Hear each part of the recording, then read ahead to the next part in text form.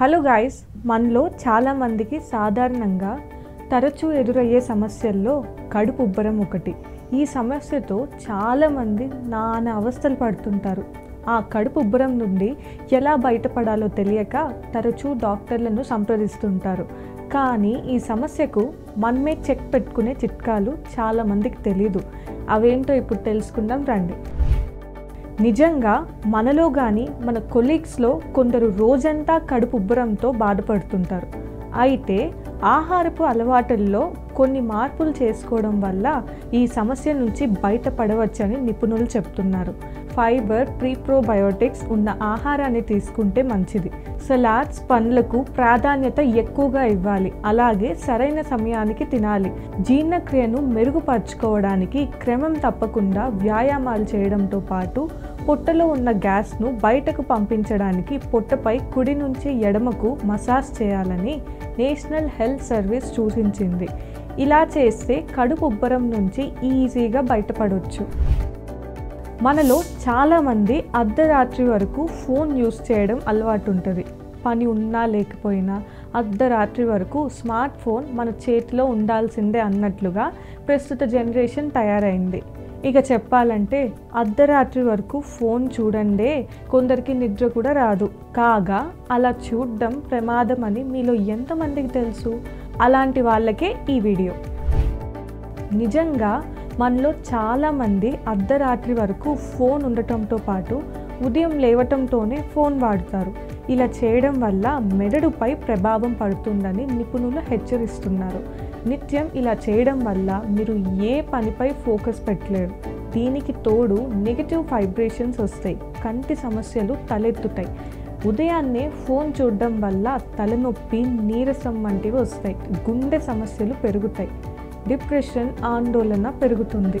ఇలానే కంటిన్యూ అయితే నిద్రలేమి సమస్యలు వస్తాయని ఆరోగ్య నిపుణులు హెచ్చరిస్తున్నారు. మనలో చాలామంది ఉదయం సమయంలో బ్రేక్ఫాస్ట్ చేయడం మానేస్తుంటారు.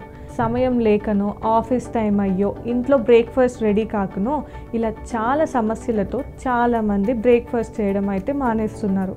ఇలా చేయడం ఆరోగ్యానికి హానికరమని ఇటీవలే అధ్యయనంలో తేలింది.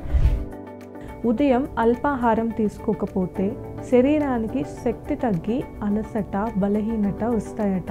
మన మెదడుకు కావాల్సిన గ్లూకోజ్ అందక ఏకాగ్రత తగ్గుతుంది. జీవక్రియ నెమ్మదించి బరువు పెరిగే అవకాశం ఉందట బ్రో. అదే కాకుండా ఖాళీ కడుపు వల్ల గ్యాస్ట్రిక్, ఎసిడిటీ వంటి జీర్ణ సమస్యలు సైతం వస్తాయట. ఇక ముఖ్యంగా గుండె జబ్బులు, మధుమేహం వచ్చే ప్రమాదం కూడా లేకపోలేదు. దీంతో మీరు ఏ పనిలో ఉన్నా బ్రేక్ఫాస్ట్ మాత్రం కంపల్సరీ చేయాలని నిపుణులు చెప్తున్నారు. మీరు ఎప్పుడైనా అరటికాయ తిన్నారా? ఏంటి పిచ్చి ప్రశ్న అని అంటారా? ఆగండి, అక్కడికే వస్తున్నా.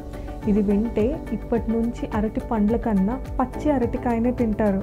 ఇప్పటి వరకు అరటి పండ్లను తినడం వల్ల కలిగే ప్రయోజనాల గురించి దాదాపు అందరికీ తెలుసు.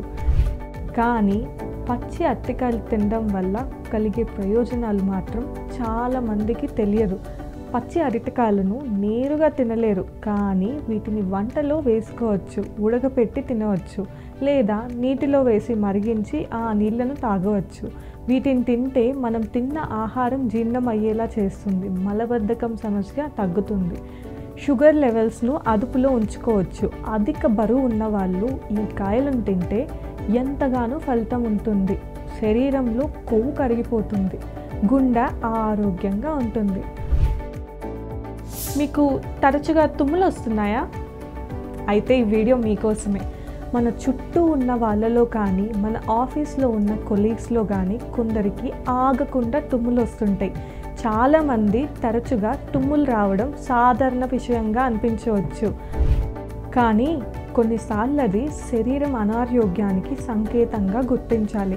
ఈ సమస్య చాలా కాలం పాటు కొనసాగితే దానిని తేలికగా తీసుకోవద్దు, ఎందుకంటే ఇది తరువాత తీవ్రంగా మారచ్చు. ప్రస్తుతం వర్షాకాలం. ఈ సీజన్లో అంటువ్యాధులు ఎక్కువగా సోకుతాయి.